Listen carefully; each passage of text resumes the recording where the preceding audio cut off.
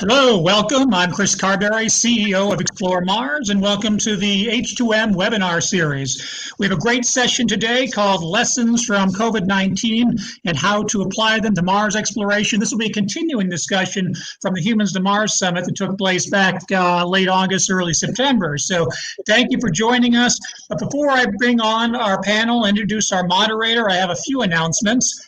First off, we hope you'll join us on this Thursday, November 12th at 2 o'clock Eastern Standard Time for a special session called Ingenuity, Taking Flight on Mars, featuring Josh Ravitch from JPL. He's the mechanical engineering lead of the Ingenuity Mars helicopter, which is scheduled to land in mid-February. So very exciting. Our own Janet Ivy will be moderating that session, so I hope you'll join us there. Also want to thank some of our H2M and webinar sponsors, our premium H2M sponsors, Aerojet Rocketdyne, Lockheed Martin, Boeing, Northrop Grumman, ULA, and Phillips & Company. And now, without further delay, I'd like to introduce Dr. Shawna Pandya. She has an extraordinary resume. I'll only mention a few things. She is a physician, scientist, astronaut candidate with Project Possum. She's a martial artist, an aquanaut, a skydiver. She is also the director of the International Institute of Astronautical Sciences and Possum Space Medicine Group. And her resume goes on and on and on. And so Shawna will be moderating our panel today, once again, called Lessons from COVID. So Shawna, take it away. Thank you so much for that incredibly kind introduction, Chris. First of all, can everyone hear me? Can I get a thumbs up? Perfect. All right, I'm seeing nods. So welcome, everyone. We have an amazing panel for you today. So to set the stage, if you have been alive during 2020, you have no doubt noticed that it has been quite an unconventional year with the COVID pandemic. At the same time, if you're in this panel, you are no doubt a fan of space exploration and human exploration beyond low Earth orbit, specifically going to Mars. So when we talk about going to Mars, there are a lot of challenges to overcome, including isolation, confinement, self-sustainability, crew dynamics, and well, if these lessons are sounding familiar, well, it's because they reflect back to life during the pandemic and what we've all had to endure this year. So to talk about it with me this hour, we have an incredible and impressive panel of experts from the medical and psychological world who have an extraordinary array of experience in both extreme environments and in the COVID world. So let me introduce them and then we will get to the questions. First up, I am delighted to introduce the one and only Dr. Marc, who is medically trained from the University College in Dublin.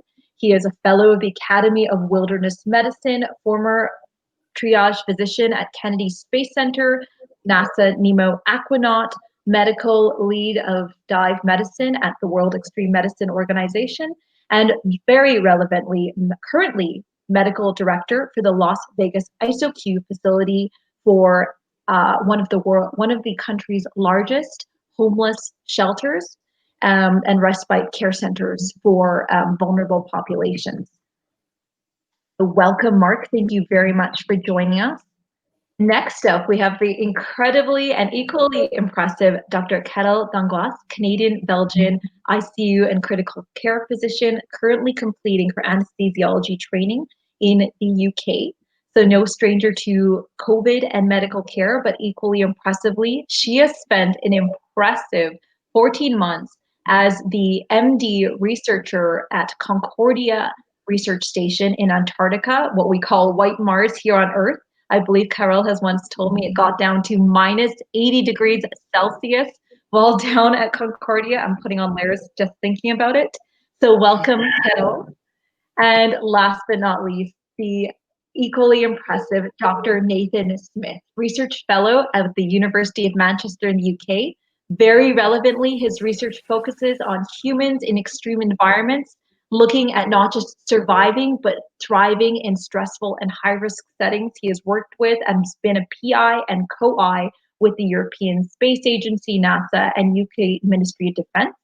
Relevant to COVID this year, he led the Support the Workers Collective, translating research from these austere environments to healthcare workers, and is currently the module lead of a course titled From Antarctica to Outer Space, Surviving and Thriving in Extremes, and writing a commissioned book on humans in extremes. So welcome, Nathan. I am so excited to host you all. So let's get to it. To kind of get our feet wet into this subject, I'm going to invite all of you to share a 1 to 2 minute opener just to set the stage for those who may be new to medical challenges with Mars exploration. Tell me in your mind, what are some of the key challenges in 1 to 2 minutes of human exploration to Mars? So Marc, we'll start with you and then go ahead with Carole and Nathan. Shawna, thank you so much. A fantastic panel. Delighted to be here with everybody. So there's a broad array of so many things that we need to be able to address from a healthcare perspective, from a human perspective. But one of the key aspects when you begin to look at putting a crew together is obviously their psychosocial component.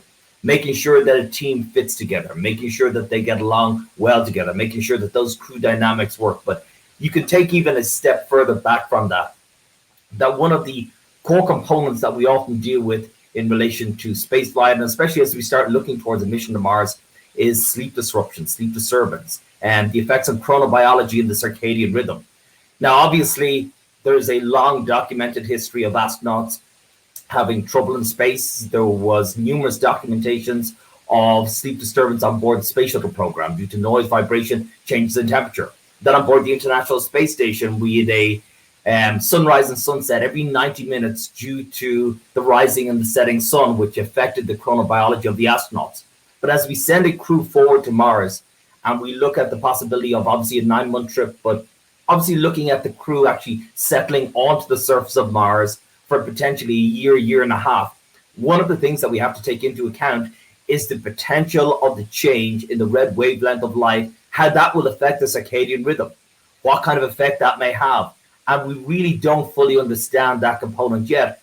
And if you break it down into its most fundamental component, that sleep disruption will lead to memory loss, will lead to cognitive impairment, can also lead to a breakdown in that psychosocial fabric of a crew as they move forward. So that's really one of the key aspects that's always at the forefront of healthcare, crew health, and so on, to ensure that either we're able to identify these issues with sleep disturbance and that we have mitigation methods that we can go and address those pieces. That's something that's always at the fore. It's something that a lot of people don't think about. They don't think may be a problem, but it is one of the absolute key pieces that we must be able to address and ensure that crews are effectively sleeping soundly at nighttime and mitigating those knock-on negative effects if they occur.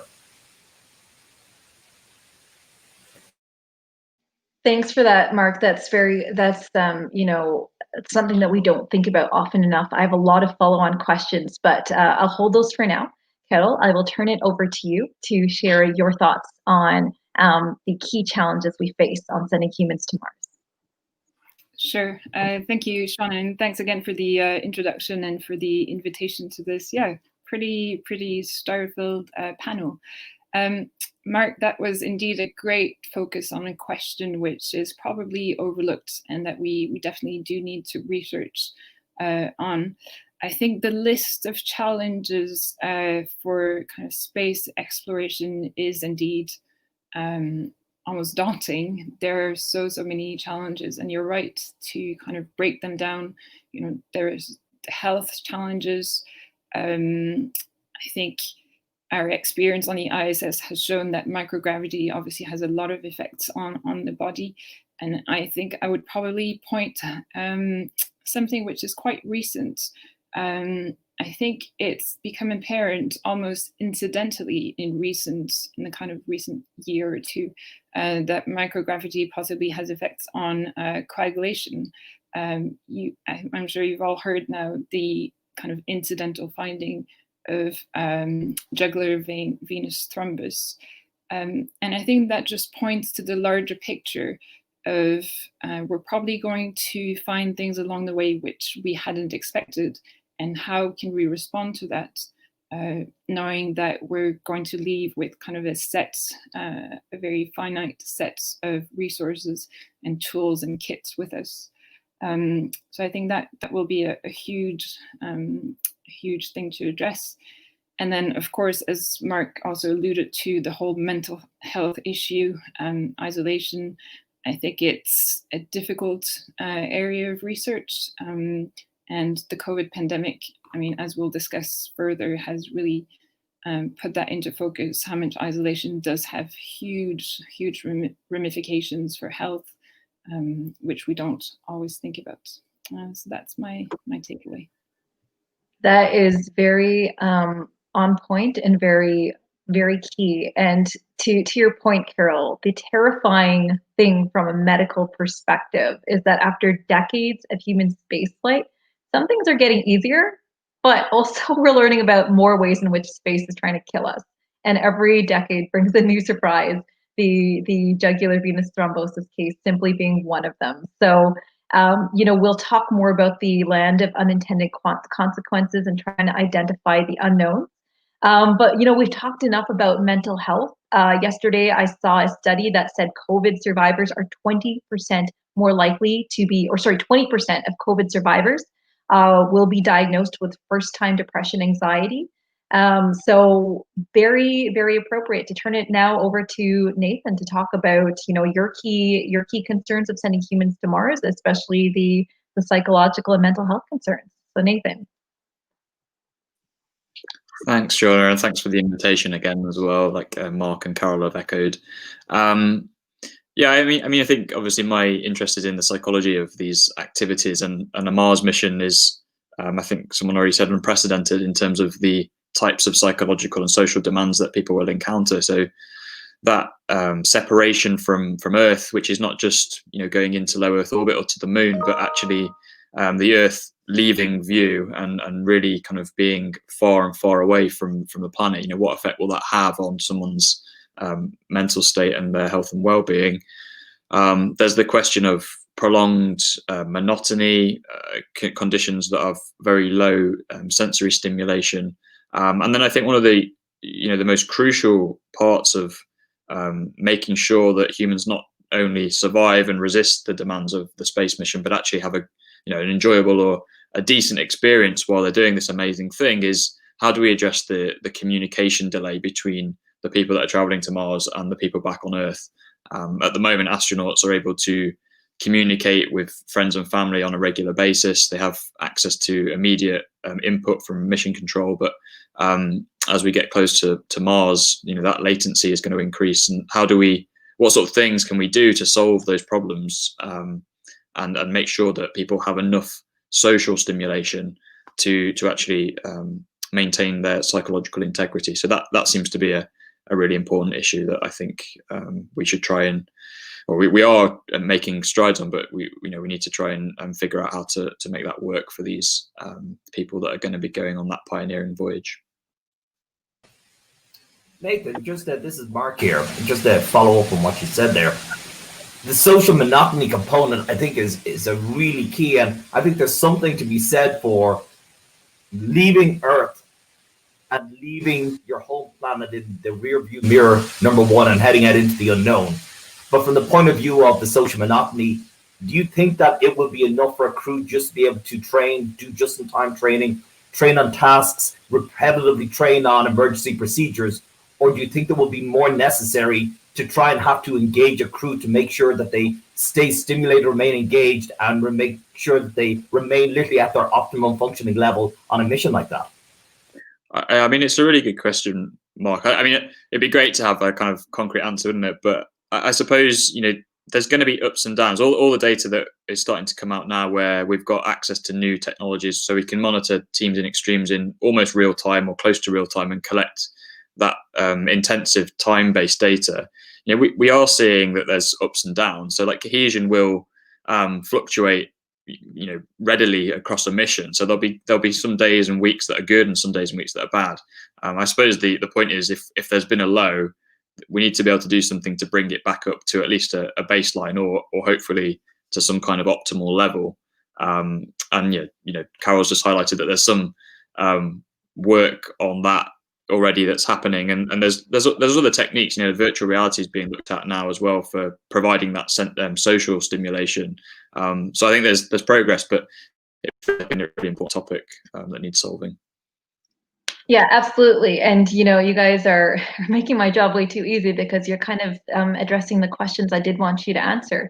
And so for those, again, who are new to the field of space medicine, NASA, for example, has laid out a very, very comprehensive human research roadmap of all the possible risks that could threaten a crew health, threaten the mission on the way to Mars. And that includes boredom, that includes interpersonal dynamics, that includes skills deterioration. And so we talked a little bit about the monotony and the psychosocial aspect. And then Nathan, in your last answer, you talked about enabling technologies that will help us get there. You talked about VR. So let's talk about that right now in your various fields. Carole, I think behind the scenes you've been alluding to some of the Sims technology you used in Concordia. So let's start talking about the enabling technologies that will help address the boredom and some of these risks we face on the way to Mars. So Nathan, let's start with you, since you led the way, and then Carole, and then Marc. Thanks, Shawna. So I suppose that there's been a little bit of work on this, and Carole probably has some first-hand experience. But there's various thoughts about how VR can be used to break that monotony. So that might be providing access to natural environments through virtual kind of programs. So being able to go and take a walk on the beach or climb a mountain whilst you're in a space capsule. And then there's other programs. I think NASA are working on some stuff at the moment. I think maybe through Trish on kind of social virtual reality environments where people can access friends and family that are kind of have these interactive conversations. I suppose one of the things that I'm really interested in about VR is how can it be designed to make sure that the experience is a positive one, and it doesn't inadvertently end up having kind of ill effects. So if you're going into a natural environment, how can we avoid that making you feel even more separated from those environments and potentially having the wrong type of impact on psychological well-being? So there's kind of some interesting questions to tackle with the technology. Perfect. Yeah, thank you for that. Those perspectives, and just to bring the space or the audience in on our secret language. Trish stands for the Translational Research Institute for Space Health. So we will speak in acronyms, but we will try to define them for you. Also, no worries, I do this all the time. Just before I turn it over to Carole, I know you are burning with questions over in the audience. Keep them coming. We will absolutely intersperse them and also get to them throughout the course of this panel. So don't be shy. Carole, over to you and your perspective on what technologies may address some of the risks we've talked about so far. Yeah. So the technology that or learning tools that I was alluding to when Marc was speaking earlier, and which Nathan also mentioned, is actually the sim skill experiment, which I helped carry out at Concordia. So it was basically a Soyuz simulator, which was, of course, super cool to get to use. And the study looked into something which would sound pretty obvious. It was basically teaching participants kind of how to dock the Soyuz to the ISS. And there are different scenarios, like doing it during nighttime, when your spaceship has gone into kind of a drill. But it was really having two groups of participants, ones that could only do the tests every few months, and others which would kind of keep exercising the procedure and seeing how their skills degraded over time. And there were also tests into kind of fine motor skills next to that. And you would think it's kind of obvious, but actually there hasn't been that much research in it. And the takeaways from that were that, yes, you do need to keep on practicing really those fine skills. You can't just go to Mars, not do anything for 9 months, and then expect that you're going to land your spaceship. So yeah, VR has a huge role. I definitely take on Nathan's points about being worried of, coming out of VR and then seeing that you're in a tin can, and thinking, oh God, I want to go back to my VR. So definitely kind of more research has to be addressed for that. Just personal points. I think I've told all of you something that really helped me during my year in Antarctica. Was doing yoga with kind of a projection of a teacher doing her classes surrounded by this beautiful kind of Southeast Asian forest. So it doesn't necessarily need to be kind of fully immersive reality to actually help. And then finally, something I think when we think about VR, we think about these kind of almost movie-like immersive experiences, which aren't really out there yet. But something which we can maybe talk a little bit more about is senses that we forget, such as smell. And just a quick anecdote again. My partner is going back to Antarctica. I met him there during my winter over. He's going back this year. And I gave him a bottle of mango perfume because it was, I think smell is something that we overlook. Antarctica, there is no smell. There's no ice. I mean, it's ice everywhere. There are no plants, no insects. I think the space station is probably kind of the same, apart from apparently it smells kind of like however many humans you have locked inside. And smell can bring about so many other emotions and souvenirs. It's famously linked to the Proust Madeleine. So something to think about. This is the beauty of this panel, because we could talk for hours about any one of these points that are being brought up. And, even being in this space, pun intended, you're always making me think. And Carole, two key points that you brought up were the unintended consequences of even seemingly helpful technologies. That I work in the VR space, but I've never thought about the sensory deprivation effect when we come out of the Southeast Asian forest. So, that's a discussion that we should also have a little bit later this hour. And then also maximizing the underutilized senses on Earth that we may need to leverage, knowing that we have mass and volume constraints and can't bring a full-on gym, that maybe may bring smaller memories of Earth, but also keeping in mind the physiological constraints of maybe being congested all the time in altered gravity. So there's so much discussion here. I will hold my questions and turn it over to Marc to tell us about your perspective on enabling technologies to address some of the concerns we've talked about, and then we'll bring it back. So very exciting, and a couple of different aspects of what we just talked about, and kind of same as you, Shawna, what Carole just said about the sensory component. And I love the thought of using either the VR or the AR component to really actually go and do a targeted activation of some of these sensory components, and rather than having it a random experience, that we're actually going and doing it to use an activation of a component and possibly looking at it through EEG through future studies, I think would be very exciting. In relation to VR AR technology, especially from the medical side, we really need to look at its involvement and its use and its application for just-in-time training. Obviously, astronauts and these crews are going to be so overwhelmed to such a degree of trying to learn, trying to maintain, but the crew health officer or officers will also have that component of needing to address medical concerns. And you'll have two broad categories. You'll have what is common and what is catastrophic. So the need and the ability to include VR in training components to make sure that we maintain a muscle memory in certain skill sets is also going to be key. The other component kind of dials back to what I mentioned kind of previously with the circadian rhythm, chronobiology, sleep disruption.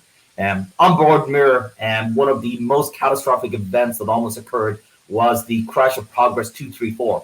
And during the post-accident investigation report, NASA identified sleep disruption as one of the core contributors to that particular accident. But to follow up on what Carole said, the use of a VR component to be able to train to reliably dock a vehicle or to conduct a critical task like that, on a weekly, a bi-weekly basis to maintain that component, yes, circadian rhythm disruption, sleep disruption will always be a concern, but being able to override that with repeated practice, high fidelity engagement through critical task functioning like that, I think is going to be one of the most valuable aspects for involvement with a crew and the integration of technology in these core functioning skill sets that I think will be a paramount component to mission success moving forwards.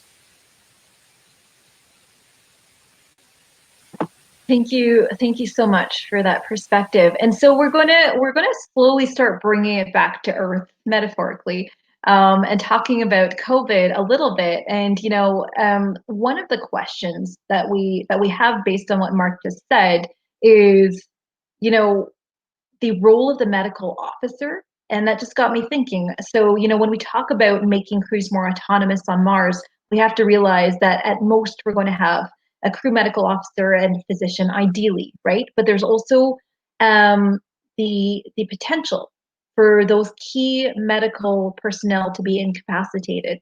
And so relating that to COVID, we have kind of seen the expansion of outside of the traditional medical care system, and where we're telling people to self-isolate and monitor your own symptoms, monitor your own mental health.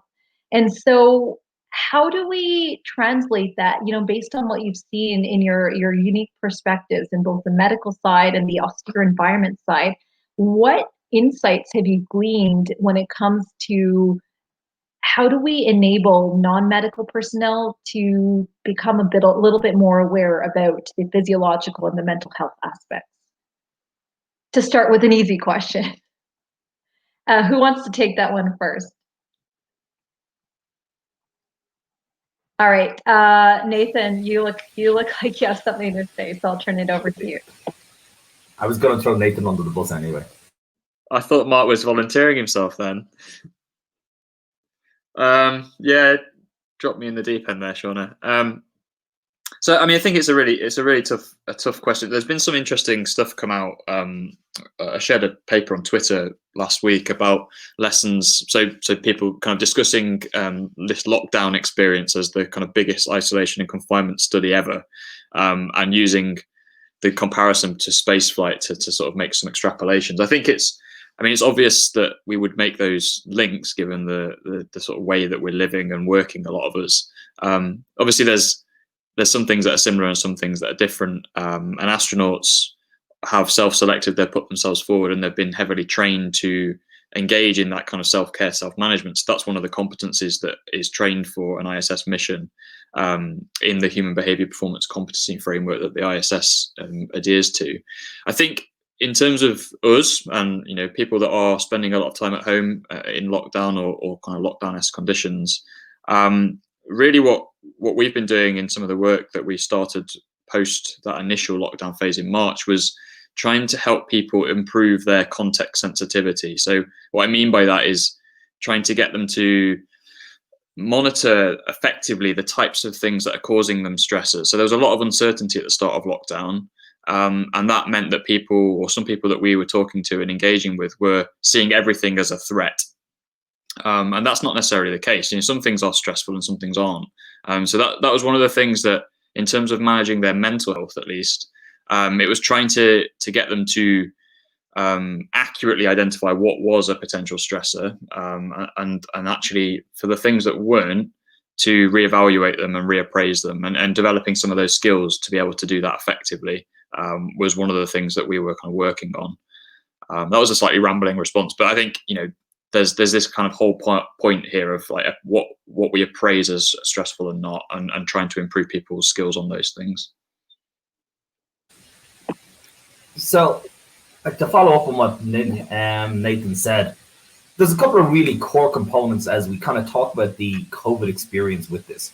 And one of the most fundamental things that kind of people talk about, we've talked about these bubbles that exist during COVID, where we've had to go and put teams together in such a way that they can work together, they can train together, they cannot become infected. But we've seen high-performing teams, and people want to break the bubble, want to break out of that. The other component that is, and kind of Nathan talked about the self-selecting component of astronauts. We talk about this psychosocial component. I think it's become more and more apparent that if we're going to send a crew on a 3-year round trip of 6 or 8 people, that they really do truly have to be able to gel together. And as anecdotal as it might be, I think we've all heard of the experience of a lot of people's relationships have changed, their family dynamics have changed as they've had to go and actually spend a significant amount of time together during COVID. And these would be people that have self-selected themselves into those relationships, no matter what that family dynamic looks like. And I think we can begin to draw anecdotally on that due to the stressors of whatever they might be, will strain what otherwise would have been cohesive units, cohesive relationships, cohesive psychosocial dynamics do change when you put them into place for a prolonged period of time. And I think oftentimes when we talk about our analogs, when we talk about these missions, crews and agencies do talk about the psychosocial aspect of how we put crews together. But I think we need to start giving it more than lip service. I think we really need to start looking at how these crews are put together. And kind of two of the breakaways that you will get from that is when you look back at the space shuttle era, you talk to crews who were, in some cases, all military crews who had very defined chain of command. And then you had crews who had a combination of both military and civilian crews. And you will hear them talk about very different mission experiences. And the question becomes down to, everything is great on an optimal day, but a mission will never be optimal. There will always be contingencies. How does that crew react accordingly? And I think what COVID has taught us is putting people into isolation, into bubbles with other people. You truly don't know what the outcome is going to be, even when you think that you do. And I think a focus on those psychosocial components, those human relationships, and who and how we send them is going to be a core facet moving forwards. Thank you for that, Marc. Carole, do you have anything to add to that based on your perspectives? Yeah, so great points, both of you, Nathan, Marc. And just to add something coming from my experience of quite extreme isolation, is the caveat that there's only so much you can ask of people actually kind of monitoring themselves for signs and symptoms of either kind of physical well-being, but also mental health. And a lot of research from the space agencies is actually going into having systems put in place and to have oversight over that. One of the other research programs I was working with at Concordia, was called Kappa, was on psychological kind of oversight of winter rovers, based on analyzing voice, kind of speech patterns, tone of voice in participants during diaries that they were kind of doing on a weekly basis, but also monitoring kind of indirectly crew dynamics to try and get early warning signs of falling relationships.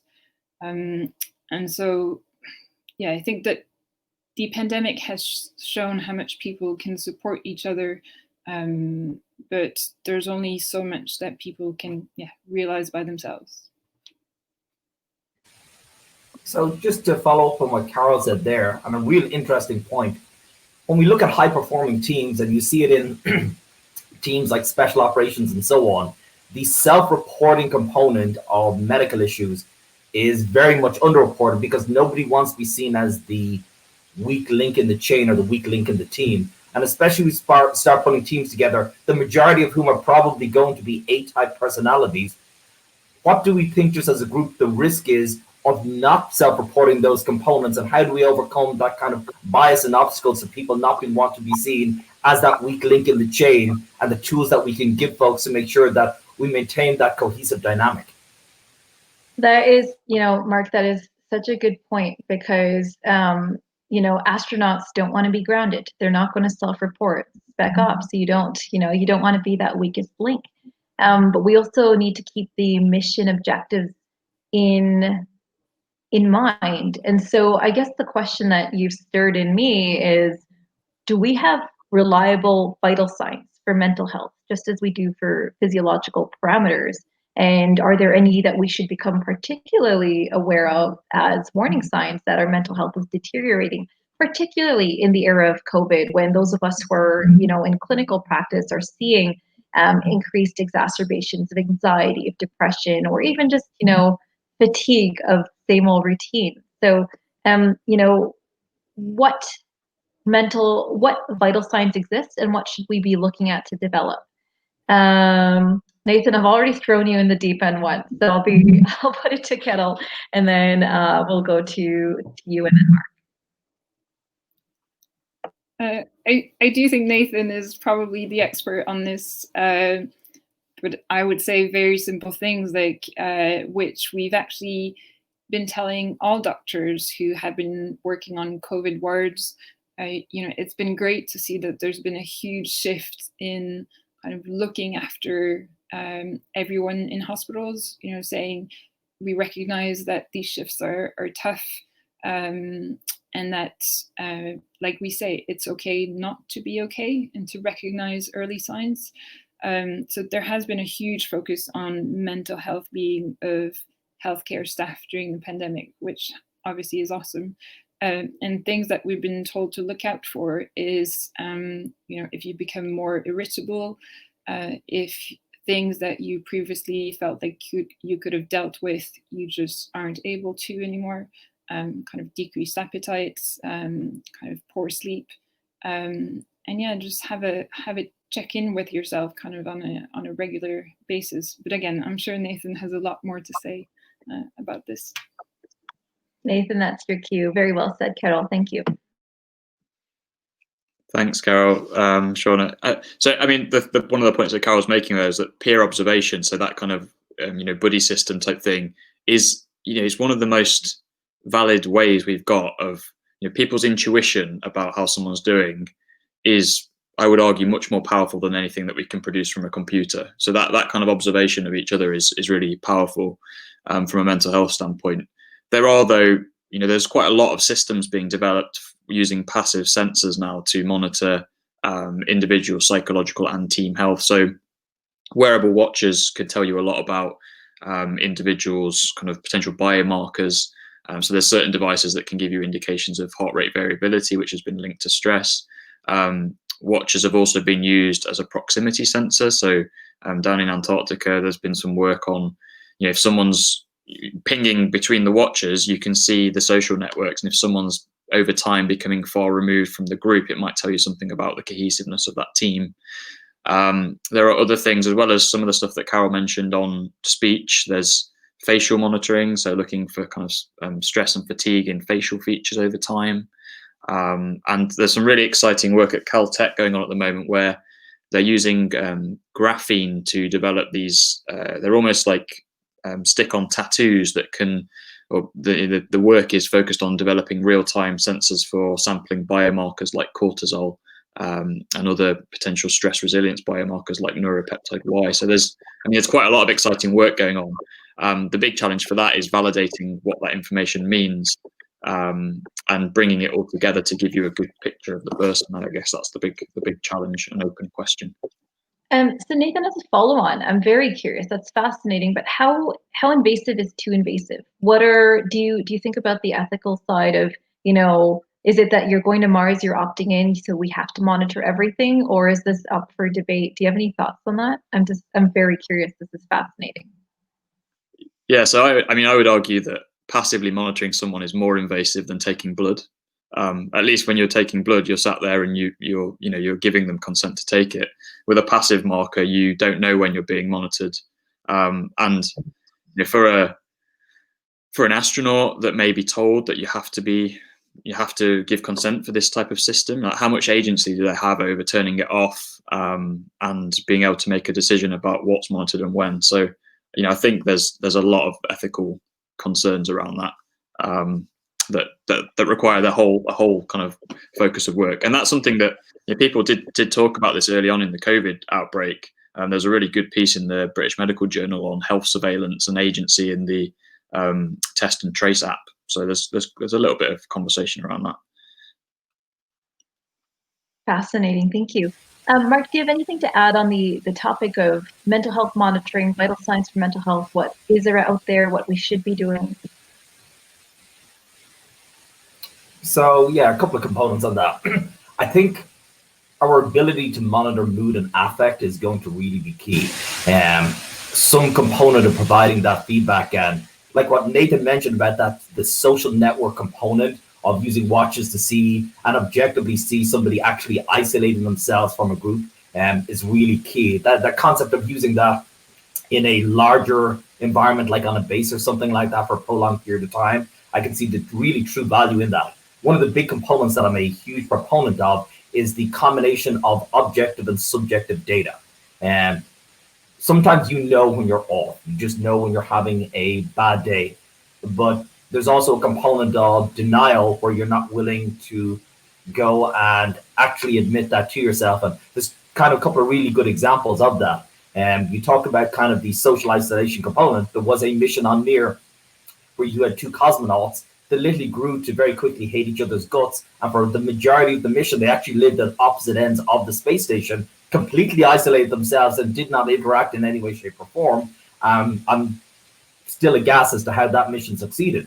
The other component is, and kind of coming back to the psychosocial circadian rhythm, when we did work on ISS relating to this, what we did was we used a wearable live sensor looking at ECG and its connection to chronobiology, but we also used a component of what was called the Pittsburgh Sleep Diary. So we got each crew member to actually go take that, self-report the quality of their sleep, self-report how they felt waking up, self-report on a daily basis on a numerical scale of 1 to 10, and over the course of either multiple crew members, multiple missions, up to about 250 nights worth of data, we were actually able to garner a significant database of that subjective feedback from the crew members that provided us with some really valuable insight and data into the relationship between the crew members' mood, their affect, their cognitive functioning, and how that all gelled together. And I think components like that have been able to combine multiple aspects, as Nathan said, of those active and passive tools with objective and subjective data that are not intrusive, will give us so much insight into a crew member. And as Carole said, will provide us with those early warning signs that really truly allow us to capture when somebody is declining, when somebody's having an issue, and allow us to put some kind of a mitigation strategy into place where either the crew can rally around them or we can provide additional tools to help them actually get past that obstacle and overcome whatever kind of component they're dealing with before it becomes a mission critical aspect that jeopardizes either the mission of the crew or the crew member themselves.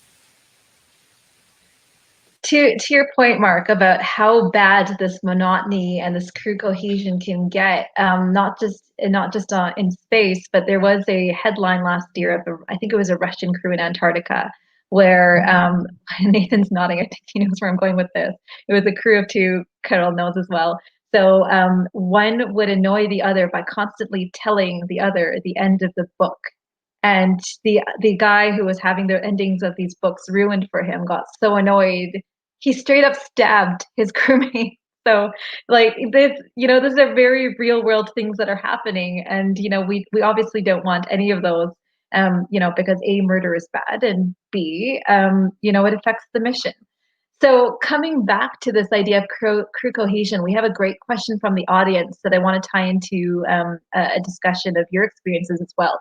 And so the question is, what are the psychosocial lessons learned and the experiences from long-term ISS data? What do we know about equipping crews to maximize the human connection and the sense of belonging when being isolated in very small groups?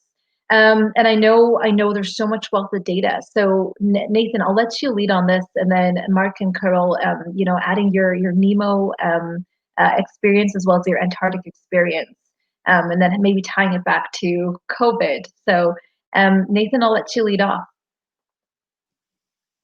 Yeah, that's a really interesting question. So, I mean, the actual data from the ISS on that topic, there's surprisingly, there's not a huge amount of data that exists on the ISS specifically. There's obviously Carole and Marc can talk about some of the analog stuff.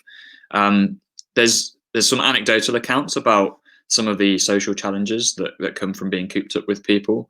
There's a little bit of diary work. So Jack Stewster did some interesting stuff where they monitored the diaries of NASA astronauts, and there was kind of that frequent reporting of like social dynamics causing stresses and causing stress for the crew. And so we've done a little bit of work recently that's shown there's certain value changes that occur over 6-month missions on the ISS. So where we've monitored crew regularly every month on those missions, we've seen changes in their motivations and values, which have then been connected by the crew member to issues interpersonally. So conflict that stems from different priorities and different things at different points in time. So there's a little bit of evidence there that there are crew issues that need to be resolved. I guess some of the countermeasures, so having the opportunity to speak to friends and family, so that seems to be a helpful tool for these people. Receiving kind of care packages, having celebrations, so enjoying a bit of a party, and having the opportunity to speak to someone separate from the crew. So there's a psychologist that people are able to access if they want to speak to them privately. So there's a few things that the ISS have figured out how to do these things and control some of those potential problems. Quick follow-on question before we jump to Marc and then Carole.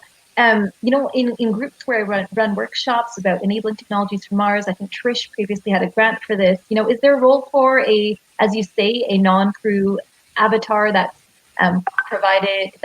powered by an AI, or even, more ambitiously, is there a role for having a pet on Mars, knowing that that's going to take up life support and food and water resources? Nathan, do you have any thoughts on that? I mean, yes, I think for some of those things. So, there's already Simon, the robot that flies on ISS, or I think it's Simon 2 now, so the second iteration. It helps the crew with work tasks, but one of the stated aims of that robot is to imbue it with some emotional intelligence, so it can be a kind of virtual companion to the crew on a Mars mission. That's one of the kind of directions for that research. That's a difficult task, to turn something that's a robot into something that's more human-like. Trish have just funded some work by a company called Agenta that's focused on developing a kind of conversational AI, so a bit like an Alexa for space missions. So there's definitely work on that topic. I mean, a pet on a Mars mission would be amazing. I think that would be awesome to have an animal aboard a spacecraft. Whether that's realistic or not, I don't know.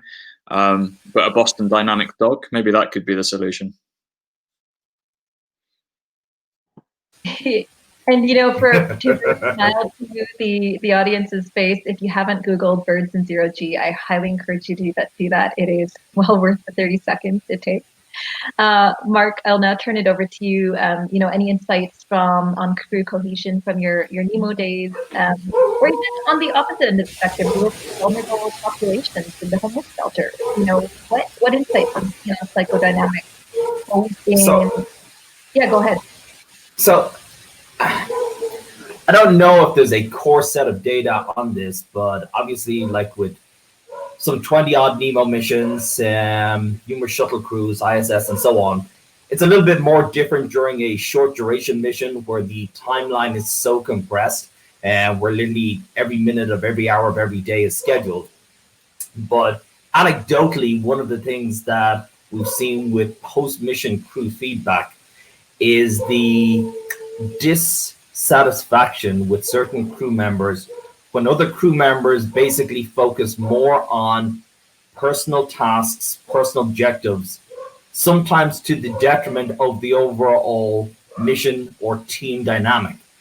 And I think there's something to be said there for ensuring that there is a maintained focus from all crew members, knowing and ensuring that if there is a team focus, a team goal, and a team mission and team objectives, that they are addressed first and that everybody's seen to be pulling their weight. And it may seem like a small component, but I do know of post-mission feedback and crew debriefing where this did become an issue, where it was perceived that a crew member or crew members were focusing more on personal objectives, a personal agenda, and where it was felt that the crew or the rest of the mission became almost secondary to that.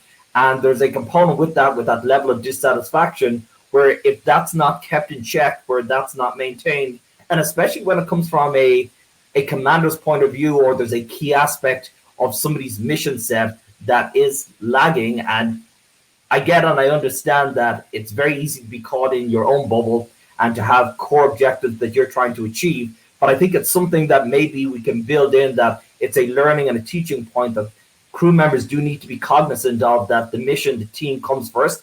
Everything else is secondary to that. And it may seem like an obvious point, but with different personalities, different components, that could slowly become something that not so much mission creep, but personal mission creep can actually come to invade that space and actually have a negative effect on some of those mission dynamics moving forwards.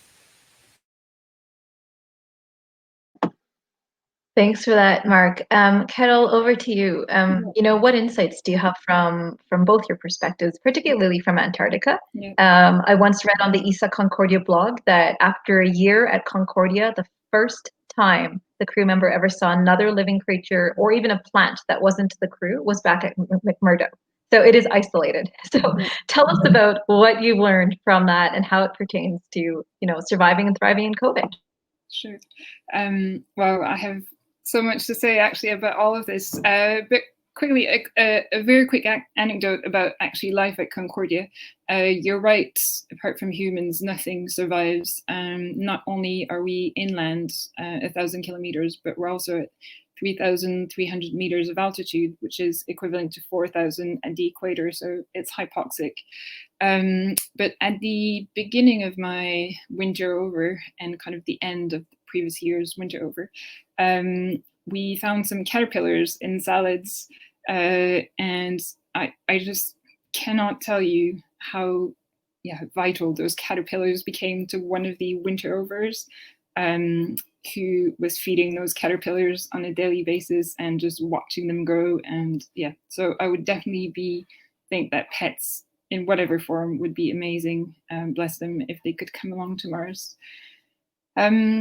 Regarding crew cohesion, just following up on what Marc said about the risks of people focusing too much on their own kind of mission objectives.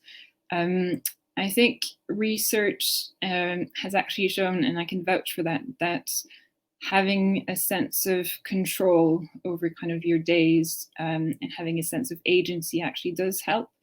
I agree that there are limits to that, and that you do need to keep your team focused and kind of the mission objective. But in such monotonous environments, feeling like, you can still decide a little bit of what you're doing just helps so much. Again, coming back to yoga, that was my thing. It was like my sacred hour every day, and kind of my own retreat, whatever was happening. And then just one last point, again, about crew dynamics, and which maybe we haven't spoken so much about, is leadership. I think that's the kind of, what's the word, just crucial element to crew dynamics, which is sometimes overlooked, and which I think we have to do more research on. I just cannot stress enough how much leadership is important, and I think it also ties back to COVID. I think we've seen how much role models coming from the government are vital in getting the population engaged.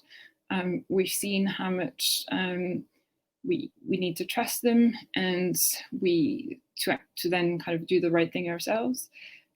We've seen how much leadership needs to kind of build onto the strengths of people and not the negatives.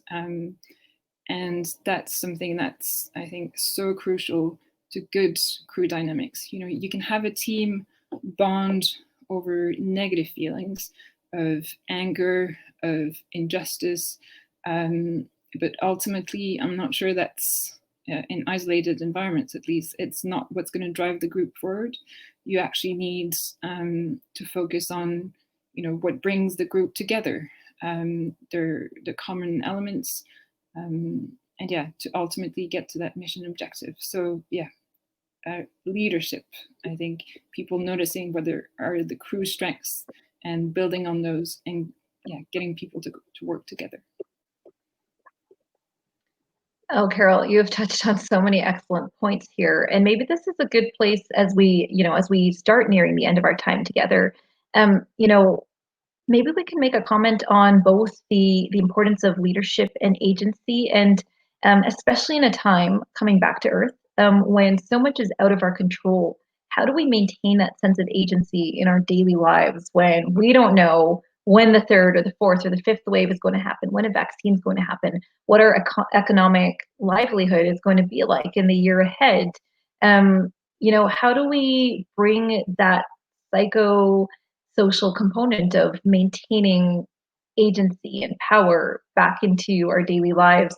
I think that's a very powerful component. And then, if anyone on the panel wants to comment on the importance of leadership and key traits or key actions that we can take, both either in your experiences as crew or even in a strange time of COVID, and how that might help. So, Marc, we haven't let off with you yet. Your turn.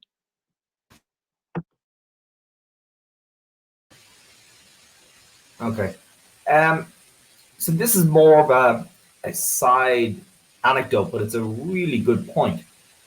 So there's a very specific Army special operations team that deals specifically at the highest level for Tier 1 for counterterrorism and hostage rescue. And one of their selection processes is known as the Long Walk, and it's one of the most arduous selection processes in the world, and it's actually originally based on the SAS selection process. One of the things that they actually look for these elite team members during the selection process is that they don't give them a daily schedule. So these selectees turn up as part of the selection process on a daily basis with a packed ruck, expected to kind of be able to fast ruck for X period of time, X miles, not knowing when or where the end destination is, just knowing that they have to push themselves. And one of the most significant aspects that they found in the early days of this selection process is you could have these very high functioning crew members who were extraordinarily capable, that would have been excellent operators, but the one thing that they could not handle was the unknown. Not knowing when they were going to start, when they were going to finish, having that schedule, having that component, having that endpoint is something that they just couldn't handle. And many of these elite operators actually went and self-deselected themselves out of the selection process. And originally, when I looked at the components of this, I found it one of the most interesting aspects. But now as we go and we look at the current crises, we look at the unknown time period, the unknown aspect of when we're going to have a vaccine, the therapeutics, how long the pandemic is going to last. Could you go and take many of those same lessons learned, apply them to a crew in an extreme environment on a mission to Mars? If there was a contingency, if there was something that occurred that said you can't get home the date that you were expected, how do crews, how would leadership go and adapt? Would they be able to go and overcome? Could they go and set micro goals, mini goals at periodic time points, knowing that the end goal was not in sight, and actually be able to put a cohesive strategy together with so many variables that would be unknown built into that equation? And I think, as kind of Carole mentioned previously, as we keep coming back to this psychosocial dynamic, and I think that's one of the aspects that COVID has really brought to bear with this, of there's so many different aspects of who we send, how we select them, what's going to happen, and what happens when they have an off-nominal event, when it is either a contingency, when it's catastrophic, or when it's just something that they don't know that could have such a dramatic impact on the mission, is something that we do need to take into account. Yeah, that's perfect. And I think I don't know about others, but the concept of doing micro goals and just working on getting to the next target. Nathan, I see you nodding. That's a very well-known component of the facets of resilience, is breaking things down. Do you have anything else you want to add to that based on what Marc said, or just your own thoughts, Nathan? I mean, I have to agree with everything Marc said, really. There, I suppose one of the things when you're asking the question to start with, Shawna, I was thinking that agency and leadership are not mutually exclusive. So individual agency is about feeling like we have a sense of ownership and control over the decisions that we make, and so in the context of great uncertainty, it's about controlling the things that are controllable and focusing on those, which is why things like goal setting, things like imagery, so like visualizing different things, so using your imagination, things like self-talk, so the types of internal dialogue that you're having, those are all things that are within our own internal control. So we can focus on those things and try and make them the most positive that they can be, to try and build that sense of agency. But outside of your own little internal kind of sphere, there's the whole social psychological environment that's created. So I was chatting to a team that I've been doing a bit of work with that are about to take part in the Talisker Atlantic Row next month, and we're talking last night about some of these issues and the peer environment. So the people that are around you have a really important role to play in building that agency. So it's not just about leaders, but it's about the types of things that people say and do can have a dramatic impact on how people feel in terms of their control and their agency. And that doesn't have to be, we pay attention to little messages that are inferred from language. So, when you think about how you engage with someone else, it's what is the message that's giving to them? And a quick illustration of that is if you tell someone that you want them or they should do something, that gives them one kind of message. It's like a forced kind of activity. If you give them the option and you say, I'd like you to go and try these things, then it's a different kind of message. So there's this kind of social psychological environment that plays a big role in building agency. So I think that's something we've talked about cohesion and teams, and I think that's something that's really important too. I feel like that's just as useful in life when trying to, collect and recruit people to your cause. So I'm going to file that away for my own use, Nathan. Carole, you kind of kicked off the discussion with the talk about leadership and agency. Before we move on, do you have anything else that you want to add? And you summed it up really, really well. Just one thing which I would add maybe to this experience that everyone has had of kind of struggling with the uncertainty is the importance of debrief. When something does happen, of kind of open and safe debriefing. That's again something in which astronauts will have to take with them, and then of having support, whatever that support is. As you said at the beginning of the first wave, there was just so much uncertainty. We were trying to train kind of non-ICU staff to skill up to come and help on ICU for the surge of patients that we were expecting. It was difficult to train people because everyone was scared, not knowing what was coming, and just to be there to listen. The power of just having kind of not a shoulder to cry on, but a listening ear. So yeah, that's it.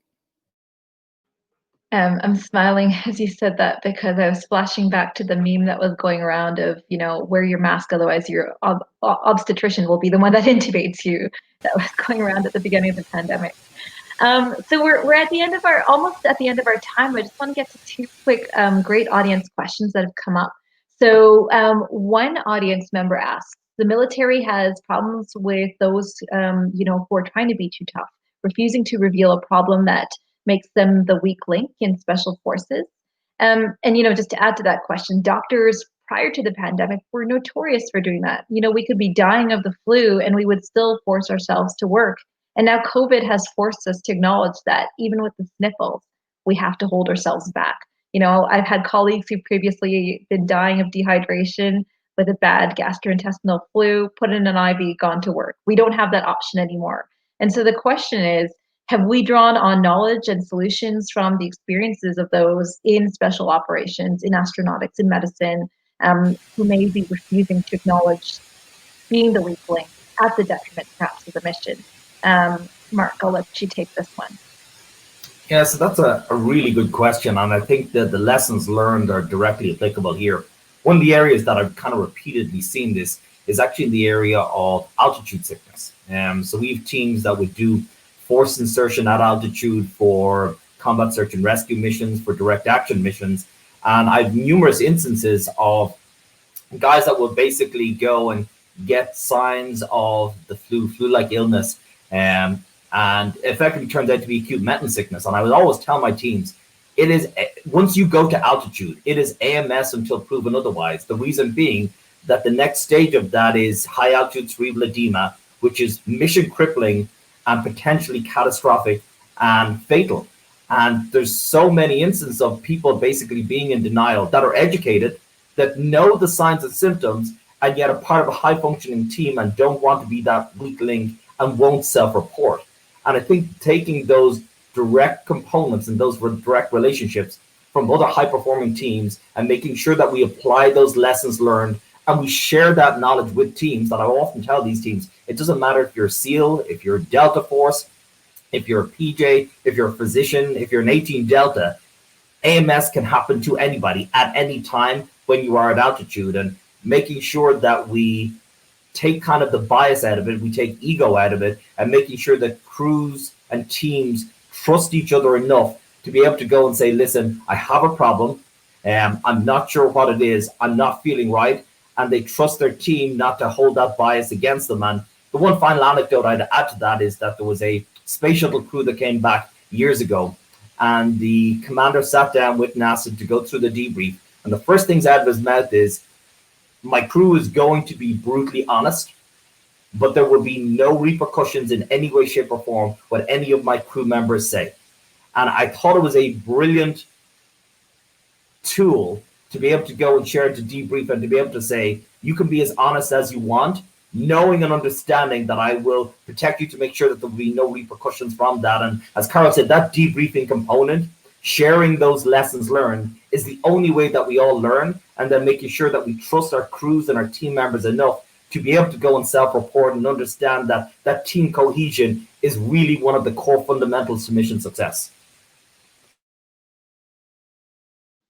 Thank you, Marc, for that. And as you were speaking, actually, I flashed back to one of the most vital lessons I've learned about that came from the corporate world. And there was a great New York Times article for anyone who's interested in learning more about this, about building team cohesion, and how what made Google so successful was simply the concept of a psychological safe space, in that they felt okay to express their opinion, okay to dissent, okay to hash it out. And that's, in the corporate world, what makes for successful teams. So I think translating that concept perhaps to, medicine, to special forces, astronautics, saying it's okay to say I'm not okay, both mentally, both physiologically, when at the end of the day, we all have the same goal of the mission. Carole, do you have anything to add to that on the idea of, how do we make it okay for people to say I'm not okay and not feel like the weak link? Yeah, I'll make it quick because I do realize that time is passing. Wonderful discussions. Just 2 points. The first is, I think, again, coming from personal experience in Antarctica and having witnessed that people will be in complete denial, and how difficult it is once you're in these isolated, extreme environments for people to have these discussions and to be seen as the weak link, and also often not accepting feedback from mission control, which is, I think, something that we've also witnessed in astronauts on ISS. This feeling of how can they possibly know they're not living through the same thing as us. Is I think on a mission to Mars, we probably need to have kind of set trigger points for where you would actually tell someone, right, this has happened, and so a discussion needs to be had. And about leadership, because of course the problem is, on a mission to Mars, the leaders themselves, the doctor possibly, are not immune to having issues themselves. And then what do you do when it's not only a crew member, but possibly your station leader who is starting to display signs of mental illness? So again, I think we need to work on different leadership styles and models, and possibly have kind of diluted or shared leaders during such missions, which is again something that we've seen during the COVID pandemic. I know in our unit, we've kind of had different groups be in charge of different things. One well-being group, one group in charge of kind of clinical guidelines, and so if one member is kind of less able out of the equation for a little bit, it doesn't impact the whole group. Thank you very much. And finally, before we proceed to the last question, Nathan, I'll turn it over to you to add your insights on the concept of, making it okay to be a weakling. Yeah, I don't have anything too much kind of to add beyond what Marc and Carole said. I get the point about psychological safety. I think is a really interesting one, and so some of the work that I did before going back to academia in with military populations, we talked about like the high performance culture and setting that high performance culture through everything that people do. So every behaviour they engage in is shaped by and shapes this culture that is surrounding these people. And I think that is the culture that then creates the opportunity for the most junior person to challenge the most senior person and actually have those potentially difficult conversations, which are really needed to make sure the team's functioning effectively. One of the risks that's been talked about for a Mars mission is the idea of groupthink, which is where the team becomes so in sync with each other that no one wants to kind of challenge the status quo, and that's a potential bad thing for kind of the team performing to a high level. So I think that setting that culture is one of the real important parts of that. Yeah, and thank you for tweaking my memory. And for anyone on the panel or the audience who's interested in learning more about, chains of command, challenging authority, both in medicine, aviation, Atul Gawande, who's a surgeon out of Harvard, newly named to the incoming administration's health task force on COVID, has 2 books on the subject called Better, and as well as the Checklist Manifesto. So there's so much literature around this. I'm so mindful of the time. So let's get to our last question. This is a fun one from a mentor working with middle school students, ages 10 through 13. And they are talking about what they would need for a Mars colony. So what they are wondering about today is the importance of developing a sense of community. And their specific question for all of you is, do you have any words of wisdom? The role of entertainment and things like hobbies will play in that. So Carole, you have lived this for 14 years. I know you have lots to say. We'll start with you. It was 14 months, bless me, God, 14 years. I don't think I would have survived. But yeah, definitely hobbies. It was a great way to kind of get the stress out. We had a band actually during that year. I think you might still be able to find one of our songs, which is slightly not quite teen rated, I think. But yeah, there is a song out there. We had a lot of kind of costume parties.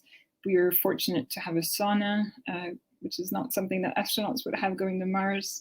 So yeah, definitely a great way, kind of both individual hobbies, but also group hobbies, everyone trying to participate, kind of whatever the mood was. Ooh, I also did a kind of Olympics during the summer with other research stations around Antarctica. So yeah, definitely do whatever you can think of. I just have to say, so for the audience wondering why I'm making all these smiles behind the scenes, is because the backstage banter is killing me. I would happily go in an analog with any or all of you any day. I'll say that on the public record. Marc, let's go to you in terms of hobbies or entertainment for building community on Mars. So there's, a couple of components of that. I think the ability to go and to disengage to a component with the mission, with the environment, and that could be kind of music or reading. We kind of come back to this sensory component that we kind of started the conversation with VR and AR, being able to activate those sensory centers within the brain using music with a combination of visual cues for an out-of-body experience, be it nature and so on. I think could be a really beneficial component. The other thing that I think people are going to find is friendly competition, and that could be the likes of on ISS, where we've had an astronaut that has run the Boston Marathon, and be able for crew members to have a friendly competition amongst each other will provide a level of crew camaraderie. The downside of that is when you have a group of A-type personalities, and I've seen on a mission that we did up in Mars in the Arctic, where there was a cognitive test where it was objectively scored, and I had crew members actually getting annoyed because they were doing the test consistently on 2 different computers, one of which ran a little bit slower, which means their score was lower than it would be on the other computer, and getting annoyed because other people were scoring better, even though it was not a competition in any way, shape, or form. So I think that's something that we do need to be mindful of, but friendly competition that leads to better crew cohesion and component that gives somebody a break from the cerebral component of the intensity of the mission, I think are going to be two core facets of hobbies, entertainment, or something that will allow somebody to effectively decompress from the stress of just constantly having to be on point, constantly having to be on alert, constantly having to be engaged with a mission, which psychologically will take its toll over a period of time very quickly.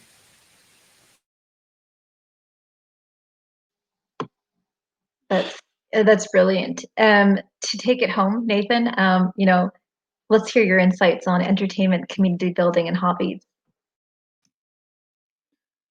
So I think finding something that you find really interesting to do in your sort of spare time, whatever it is, music, sport, using the technology to enable you to do it.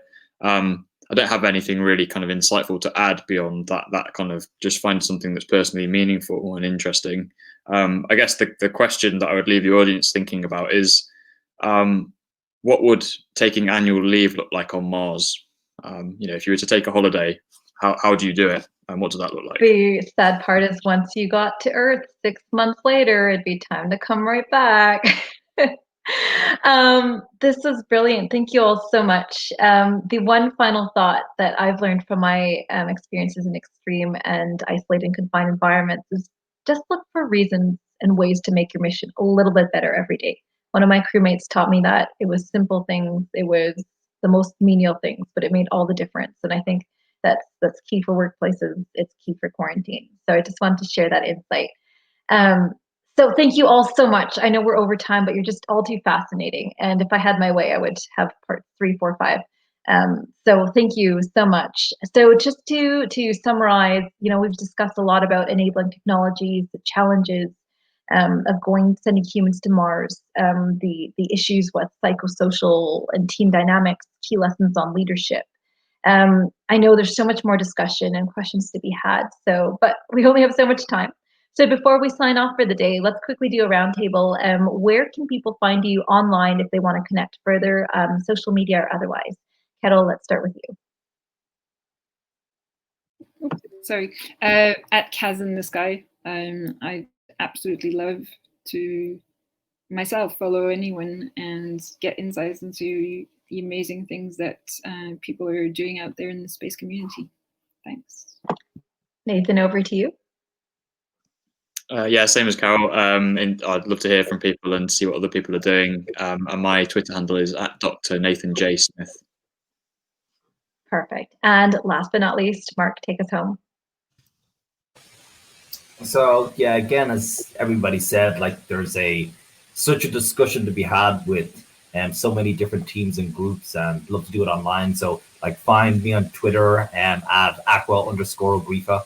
And yeah, quite happy to kind of engage in anybody that's interested in any aspects of, be it space, exploration, leadership. Looking forward to talking to all of you. Thank you so much. If you have any questions for me, I'm at Shawna Pandya. Thank you all so much. I'm going to turn it back to Chris to bring it home. Thank you for hosting us. This was wonderful. Oh, thank you. Thank you, Shawna, Carole, Marc, and Nathan. Terrific session. Once again, extremely relevant topic, obviously for the current times, but so much relevance for when we're going to Mars as well. So I think we should continue these discussions over the next few months and really learn from our current worldwide situation, to really apply that moving forward. So thank you very much. Before we log off today, I just want to have a couple quick announcements. As I mentioned earlier, I hope you'll join us for a webinar on Thursday, November 12th at 2 o'clock Eastern Standard Time called Ingenuity, Taking Flight on Mars, which will feature Josh Ravitch, the mechanical engineering lead on Ingenuity, the Mars helicopter. That'll be moderated by Janet Ivey, president of Explore Mars. And for you of drinking age, I know we've mentioned a little bit of that possibility during this webcast, and maybe it was on the private chat. I can't even keep track. We will next week on November 12th at 8 o'clock Eastern Standard Time. Scott Hubbard, former Mars czar of NASA, will be on talking about the past, present, and future of Mars science and how it applies to getting humans to Mars. But he'll also talk about his time, his musicianship, and being the lead guitarist in a group called, what is it called? The Space Rangers. So hopefully Scott will also play the guitar for us and sing a few tunes as well. So we hope you'll all join us then. So once again, thank you very much, everybody, for coming on, and I hope you have a wonderful day.